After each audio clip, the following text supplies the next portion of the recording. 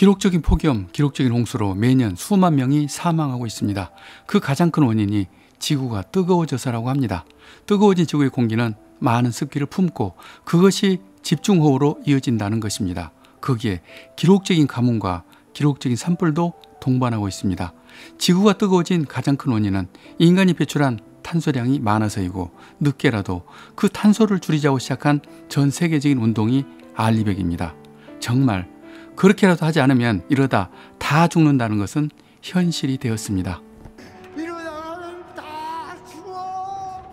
감사하게도 우리나라 대기업도 우리나라 대통령도 알리백에 적극 공감하고 동참했습니다. 단체장으로는 김동연 경기지사가 가장 앞장서 있습니다. 전 법무부 장관 강금실을 기후대사로 위촉해 사실상 대대적인 알리백 운동을 시작한 것입니다. 그 환경운동은 강과 호수의 수질 개선도 포함합니다. 겐지스강, 양쯔강을 비롯 전 세계 강과 호수가 오염돼 있으며 우리나라에서는 시어호가 이전에 그랬습니다.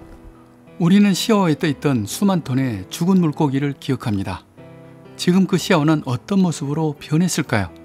사실 선진국이라는 미국도 전 국토의 강과 호수 반 이상이 오염되었다고 실토를 했습니다. 그런 것을 보면 지금 시어호는 그보다 더할 수도 있습니다. 그런데 여러분, 지금 시어호는 그렇지가 않습니다. 다시 말하겠습니다. 옛날 그 죽음의 호수였던 그 시어호가 전혀 아닙니다. 지금 시어호는 완전히 살아서 물반 고기반, 물고기 천국입니다. 이것은 제가 바로 얼마 전 시어호를 배를 타고 돌아보며 느끼고 본 소감 그대로입니다. 이제 시어호는 멀리 고깃배가 보이는 자원 풍부한 아름답고 푸른 바다일 뿐입니다. 이미 시어호 물고기를 회로 먹는 것은 당연하고 옛날 그 오염의 흔적은 찾을 수도 없습니다. 수십만의 철새떼가 날아들고 멸종위기인 황새까지 돌아왔답니다. 어쩌다 한 번이 아니라 매년 해마다라고도 합니다. 다음 이것은 조선일보 헤드라인입니다. 시화호, 죽음의 호수, 생명 펄떡이는 야생 천국 대다입니다.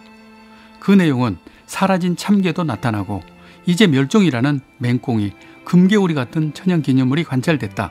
이렇게 5년마다 새 종류는 2배, 해저식물도 3배나 더 늘고 있다는 내용입니다. 그런데 이것은 7년 전에 나온 기사라 지금 시어호는 그냥 완전한 청정 바다라고 보면 맞습니다.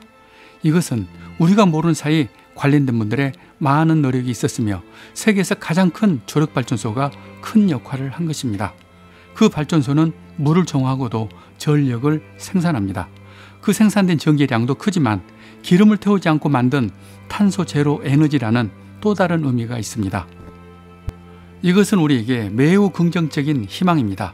그리고 시어호 주변에는 거북섬이라는 해양 레저 단지와 송산 그린시티, 연간 50만이 찾는 갈대습지라는 인프라가 포진되어 있습니다. 다시 말하면 대한민국의 북구름의 상징이었던 그 시어호가 30년 만에 이렇게 멀쩡하게 살아서 돌아온 것입니다.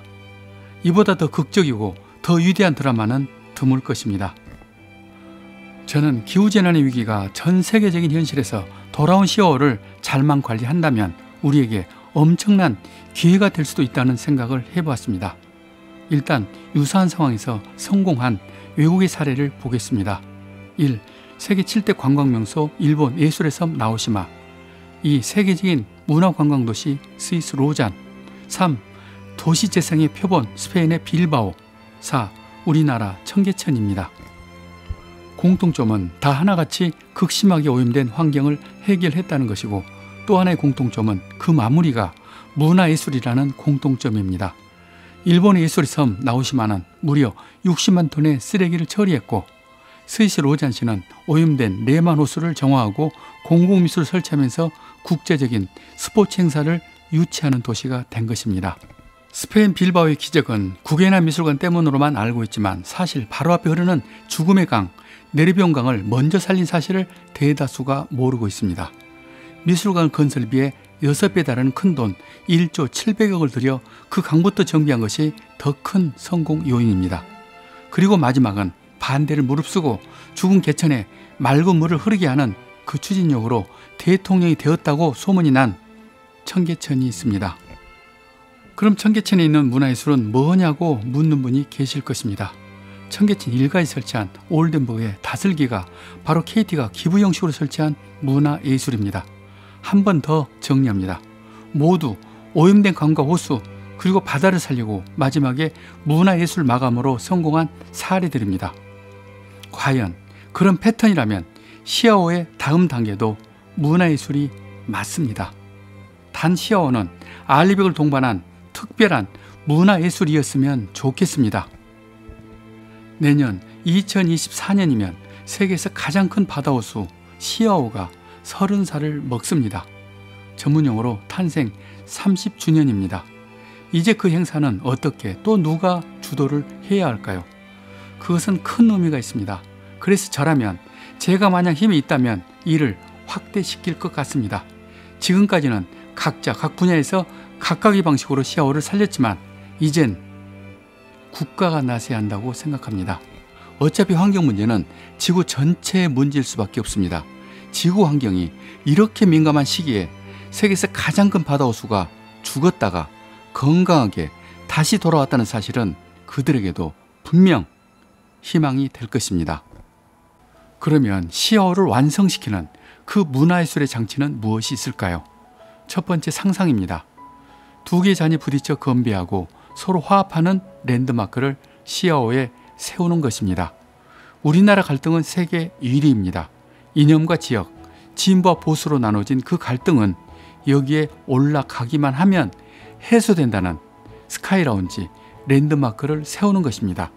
단 여기에 사용되는 에너지는 모두 알리백이고 여기에서 발생하는 수입도 모두 알리백에 사용되면 좋겠습니다. 두 번째 상상입니다. 미술관이나 박물관 유치를 발표하며 거대한 축제를 하는 것입니다. 대형 바지선을 띄워 수상무대를 만들고 30번의 축포와 함께 돌아온 시아오를 축하하는 것입니다. 그 축하 무대에는 우리나라를 포함한 세계 각국의 환경단체나 G7 같은 UN 기후단체가 있어야 합니다. 세 번째 상상은 시아오를 알리백의 성지로 만드는 것입니다. 더 구체적인 것은 나중 기회가 되면 공개하겠습니다.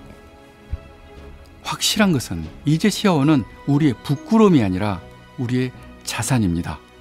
이번 시아오 탄생 30주년 기념 행사는 시아오를 황금의 바다 또는 기회의 바다로 만드는 절호의 찬스라는 말로 마치겠습니다.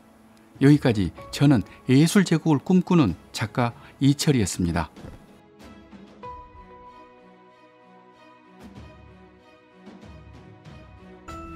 예술 제국의 길은 우리가 세계 정상으로 가는 가장 빠른 길입니다.